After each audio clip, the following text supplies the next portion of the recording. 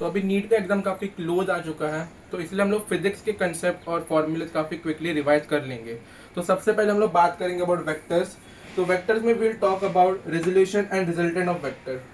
तो talking about resultant of vector, जैसे कि मेरे को दो वेक्टर्स दिए गए हैं ए एंड बी, जिनके बीच में जो एंगल है वो थीटा एंगल दोनों के बीच में है, और इन दोनों का मुझे रिजल्टेंट वेक्टर निकालना है। तो बेसिकली आपको फिजिक्स के लिए ज़्यादा ट्राइंगल लॉ या पैरेललोग्राम लॉ याद मत करिए, आप बस ये फॉर्मूला याद रखिए कि इसका मैग्नीट्यूड कितना रहता है।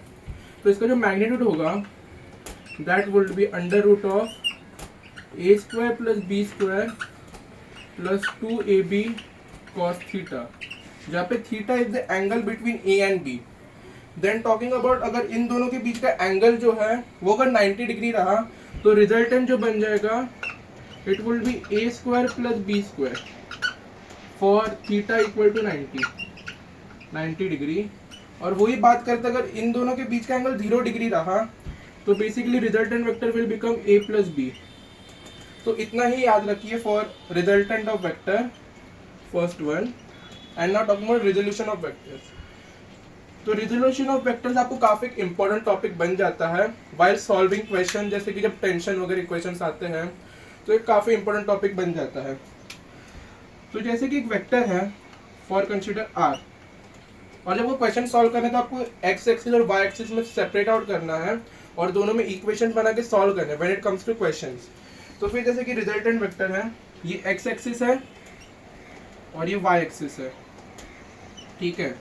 तो और एक्सिस का एंगल थीटा बना रहा है, तो यहाँ पे जो मैग्नीट्यूड रहेगा वो रहेगा x cos x basically r cos theta, और यहाँ पे जो रहेगा आर साइन थीटा।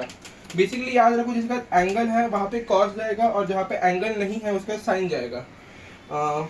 सो इतना ही आपको याद रखना है फिलहाल के लिए। And now talking about cross product and dot product.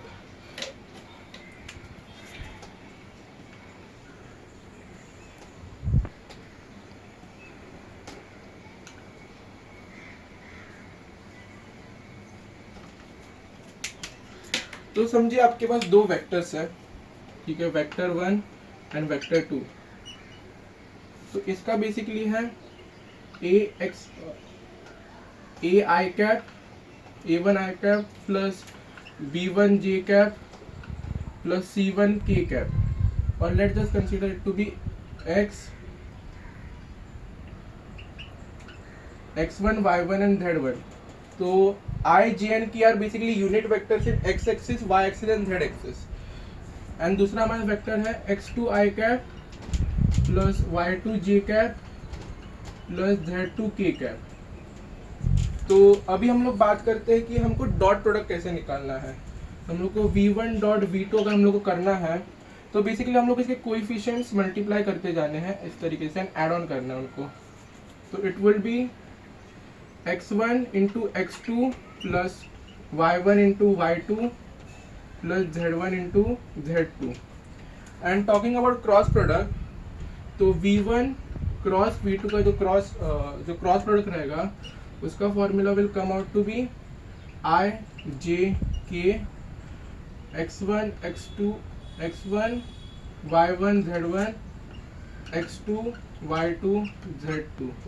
तो बेसिकली आपको उसका डिटरमिनेंट बना के इसको सॉल्व करना है। आंसर जो आएगा that will be the answer of this thing. And talking about इसको सॉल्व करने का और एक फॉर्म रहता है, जैसे कि इन दोनों के मैग्नीट्यूड्स कितने रहेंगे। तो सबसे पहले v1 की मैग्नीट्यूड की बात करते हैं। जैसे हमको पता है x axis y axis and z axis एक दूसरे से परपेंडिकुलर रहते हैं, तो इसलिए यहाँ पे बेसिकली ये वाला फॉर्मूला लगेगा।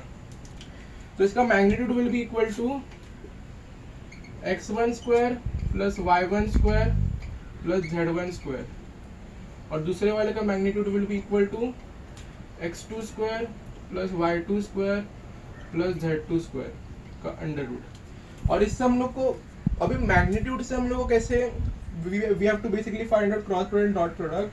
तो इसका और एक फॉर्मूला रहता है v1 डॉट v2 का फॉर्मूला जो रहता है it is equal to magnitude of v1 into magnitude of v2 into cos theta. जहाँ पे basically theta is the angle between इन दोनों के बीच का एंगल है। जैसे कि यहाँ पे एंगल है, तो ये समझिए V1 है और ये V2 है, तो इन दोनों के बीच का एंगल थीटा है, तो सिमिलरली ये फॉर्मूला बन जाता है। अगर क्रॉस प्रोडक्ट है V1 क्रॉस V2, तो इसका angle will equal to V1 V2 into sine theta. आपको ये चीज़ याद रखनी है कि V1 डॉट V2 जो रहता है, जो डॉट प्रोडक्ट रहता है, वो बेसिकली स्केलर क्वांटिटी निकल के आती है, यानी कि उसका कोई डायरेक्शन नहीं रहता है। जैसे कि इनके केस ऑफ पोटेंशियल एनर्जी और V1 क्रॉस V2 है, वो बेसिकली आपको मैग्नीट्यूड के साथ बताता है। जैसे कि टॉर्क, आपको जब क्वेश्चन सॉल्व करो in electrical field and all, तो वहाँ पे ये मदद करेगा जब आप कंफ्यूज होगे कि लाइक आपको इलेक्ट्रिकल टॉर्क और जब पोटेंशियल एनर्जी फाइंड करना है, तो आपको इतना याद रखना है पोटेंशियल एनर्जी के केस में डॉट होता है क्योंकि वो स्केलर क्वांटिटी है, और इसके केस में क्रॉस होता है टॉर्क के केस में बिकॉज वो वेक्टर क्वांटिटी है। तो फिर एज यू कैन सी आपको वेक्टर्स में बस इतना ही याद रखना है। तो that's it for the vectors chapter. Thank you.